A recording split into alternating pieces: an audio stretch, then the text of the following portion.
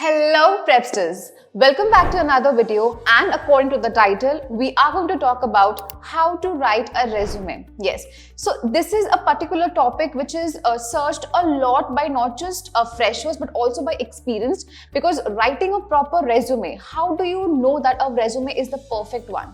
There are no statistics to know about it, but we do have a research that comes from Belcak's analysis of 125,000 plus resumes, and we are going to take excerpts from it and understand proper analytics and proper statistics on how to write a proper resume. So we have 10 tips for you plus one bonus tips, which is going to increase your chances to 71% of getting an interview call back. So stay tuned for the entire video so that you know how to write a resume which is A, proper and perfect to look at, and B, has all the important details which you actually need to get an interview call back. So let's start off with tip number 1. Your education details. Yes, now there's a bifurcation between the freshers and the experienced candidates on where to place your education. If you're a fresher, your education details should be ranked right on the top before you address any other details of your life, right? So if you're a fresher, your education details come on top. However, the details must be in a reverse chronology. That means the latest education should be on top, followed by your, let's say, your academics, and then your secondary academics as well, right? So if you're a fresher, academic details must be on top. But if you're an experienced candidate, your education details can take a back seat and your professional details should rank the top, right? So let's say that you are an experienced candidate with, let's say, just 2 or 3 years of experience. So your latest experience should be on top, followed by your, let's say, a 1-year experience, and then your education details, right? So you should know how to rank your education details, because it is not the same for the freshers and the experienced candidates. So that's tip number 1, your education details. Let's talk about tip number 2.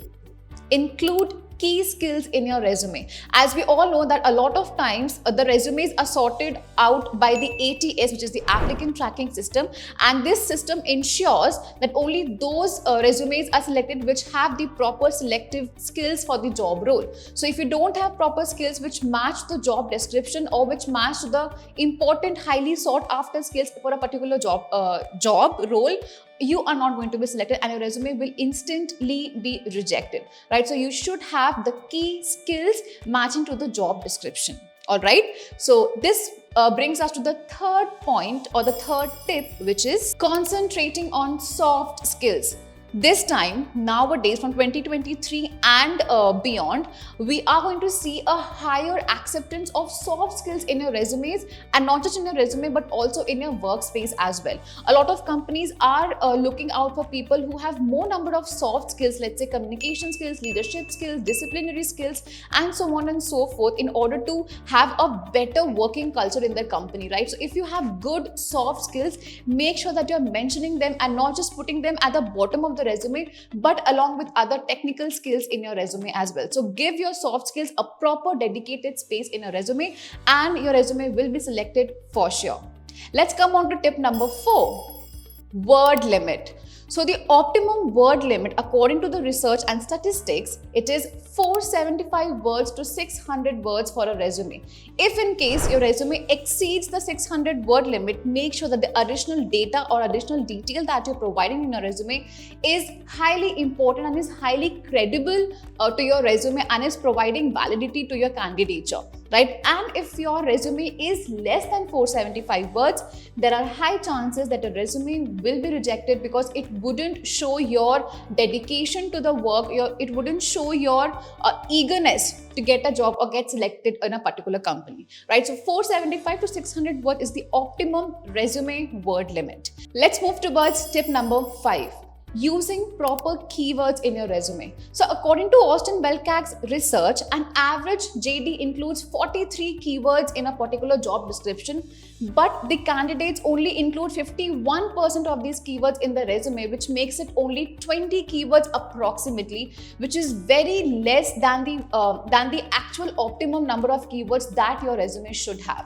So make sure that according to the job description that has been provided to you in any application form, form or in application websites, your resume has all of the important keywords that are required in order to get selected in a particular job role, right? And how can you do that? You can use word cloud generator and copy paste the entire job description onto the website, and you will get all of the important keywords that are important to be included in your resume to match a particular job description. Why is this important? Because like we've talked about, that the ATS or the applicant tracking system filters out the keywords and then selects your resume. After that, it is done by the human touch, right? So the applicant tracking system cannot be fooled. You can fool a person, but cannot fool a system. So keywords are highly important. You can use a word cloud generator to generate important keywords from a job description and then fill your resumes with it. However, do not overstuff your resume with the keywords. Keep them at an optimum level. Make sure that you have at least 70 to 80% of the keywords in your resume,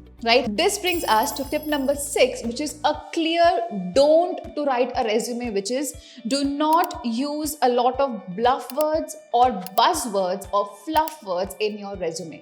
So according to Google, if we define a buzzword, it is called as a buzzword is a word or phrase, new or already existing, that becomes popular for a period of time. So this makes us understand that a lot of times we use created, invented, executed, expert, personalized. So all of these are words which a lot of resumes are already using. Let's say already 80% of the resumes are using these buzzwords. And if you are also using it in a resume, the recruiter, after reading the resume, is going to throw it out into the dustbin because he or she is completely irritated or irked by instant or repetitive use of these words: created, invented, dedicated, or skilled, experienced, demonstrated. These are the words which should not be used in a resume. Instead, use words which are more actionable. Use words which are more impactable in your resume, and we are going to talk about it in the further tips as well. So do not use any kind of buzzwords or fluff words. If you want a list of buzzwords, you can find it on Google as well. Just write a list of buzzwords to not to use in your resume, and you will get a list of 100 and more words which you should not be using in a resume. So make sure that you do not use, or you strain away from using these words in a resume, because they stand a high chance of your resumes getting rejected instantly. That brings us to tip number 7, which is including measurable results in your resume in bullet points. According to the research, only 26% of the resumes included at least 5 instances of measurable results, metrics, or values, and 36% of the resumes had no measurable values at all. So in order to provide any kind of usable metrics in a resume of your work, what you can do is you can follow the XYZ resume bullet formula. What you can write over there is, the formula is accomplished X as measured by Y by doing Z. Let's say you are an experienced candidate. So what you can write is, I developed a system of task merits within the functional framework of the organization, which increased staff productivity to 40% than the actual work rate. Hence, this increased the monthly revenue of the organization at least 30% in the first month. So what are you doing over here? You are showing that you work for a particular department, and that eventually brought about a turnover in your overall revenue of the month, right? So it is showing a proper impact. It is showing proper figures and data and statistics in your resume, and which can help the recruiter to rank your performance as well. Let's say you are a fresher. What can you do then? You can provide metrics of your projects. You can provide metrics of a group work or a singular individual activity that you would have done in your college, which could have, let's say, increased your productivity or increase in overall class performance, right? And that is going to help you out to rank yourself or rank your work in front of the recruiters. So proper measurable and impactable results in a resume is very important. So we remove the buzzwords and the fluff words and include proper metrics and value in your resume, right? So that is tip number 7 for you. Let's come towards tip number 8. Tailor-made your resume according to each job description. This is very important, and we've seen a lot of students, especially freshers, not tailoring their resumes according to the job description. So what they do is they prepare one particular static resume format, and they send it out to 10 different companies which have 10 different job descriptions. So what happens is they can be selected, let's say, in 2 or 3% of those, and the others are rejected instantly. Why does that happen? Because your particular resume is not tailor-made for the job description that they are providing to you. It is a generic resume and it is not helping out with the job roles. So what you can do is you can just give yourself some time before you are marking out the applications that you want to apply for, the job role that you're applying for. Sit with it. Take out the main keywords from the word cloud generator, like we've talked before. Take out the main keywords. Tailor-made your resume according to one particular job description, or let's say 2 job descriptions can be very similar. Tailor-made those for one particular resume. Then move towards the 3rd or the 4th or the 5th job, and then again just switch it up in some way so that it matches perfectly the job description that you are applying for. So that way, once you are making your resumes for different kind of job descriptions, your resume stands a chance of getting 50% and more acceptance rate than the ones which are not tailor-made and which are very generic. So make sure that you are giving it some time and some effort to tailor-made your resume for each job description. Let's talk about tip number 9, proofreading your resume.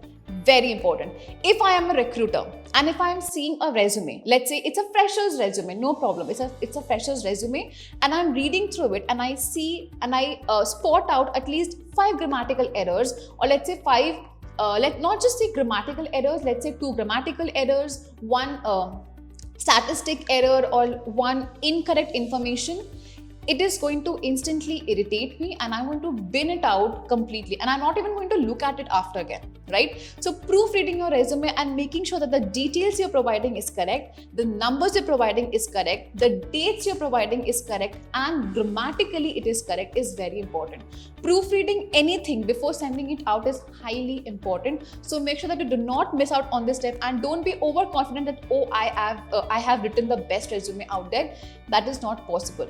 Errors are human, but make sure that you make least number of errors in your resume before sending it out, right? So proofreading and rechecking your resume, highly, highly important. Let's come towards tip number 10, adding a cover letter to your resume. Just sending out a resume, tailor-made resume with no errors is perfect. It is 95% perfect. But once you add a cover letter to it, it becomes 99% perfect. Why? Because a cover letter just shows to the recruiter that you are much more dedicated than the person who hasn't sent out a cover letter. Right, so writing a proper cover letter and sending out while you're sending out your resumes or applying for a particular job just gives your resume a particular push. It boosts your candidature and has a positive impact on the recruiter. So never miss out on a cover letter, and it does not take even more than 5 to 10 minutes to just create a cover letter for yourself. So make sure that you're doing that, putting that extra 1% effort, and making sure that you get an interview callback from the recruiters as well. Now, this brings us, after the 10 points, this brings us to the last bonus tip that we have for you, which is going to increase your chances to 71% higher rate of interview callbacks, which is adding your LinkedIn profile link to your resume. Yes, once you have a LinkedIn profile, and if you add that LinkedIn profile in a resume, it is going to show a proper professionalism in your resume. Even if you're a fresher or an experienced candidate, doesn't matter. Having a LinkedIn profile link in your resume while sending it out for any application just increases the chances to 71%. And it is not just any data that we're talking about. It's a proper researched analytical data, right? From Austin Belcak's research. So make sure that you're adding your LinkedIn profile link as well. However, don't just for the sake of it add a LinkedIn profile. Make sure that once a recruiter goes onto your LinkedIn profile, he found something productive and something impactful on your profile as well. So make sure that you're also tailoring your LinkedIn profile in a way that has a positive impact, that shows that you are very dedicated, that shows that you can be an asset for the company as well. So your resume should include a LinkedIn profile link However, your LinkedIn profile should also be well curated and well maintained as well. So those were all the 10 tips plus one bonus tip for you on how to write a resume. If you want to know more about writing your cover letters and etc., we are going to make a quick video on that as well. So make sure that you're staying tuned on our YouTube channel. If you want to watch any other video of your choice, make sure that you drop them in the comment section below and we'll pick them up and make a video on that as well. So thank you for watching this particular video. If you like this particular video, make sure that you're liking it and sharing it with all your friends and fellow colleagues and employees as well, so that they also know on how to write a proper resume. So subscribe to our YouTube channel and do not forget to click the notification bell as well, so that you know that whenever we come up with a video, you are the first one to watch it and gather all the important tips that you need to have a better and a brighter future. Thank you so much for watching it. Let's meet up until the next video. Thank you.